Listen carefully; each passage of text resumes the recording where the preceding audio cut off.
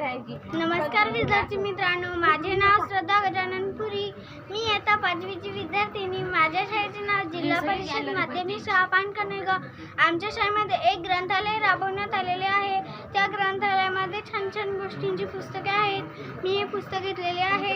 या पुस्तकाचे नाव संवेदना आणि इतर कथा.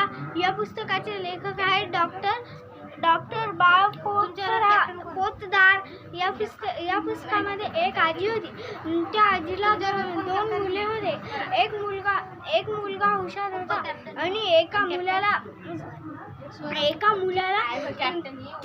तिच्या मनाची काळजी नव्हती, कारण की तो मुलगा खूप बेश्रमी होता आणि त्या मुलाला त्या आजीच्या दूर राहायची सवय होती, कारण की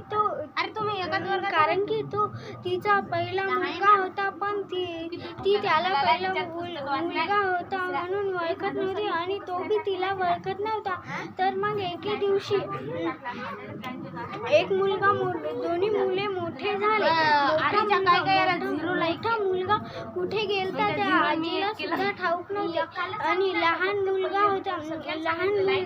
ते मोठा झाला आणि त्याची आजी म्हातारी झाली होती. तो मोठा होऊन वकील बनला होता.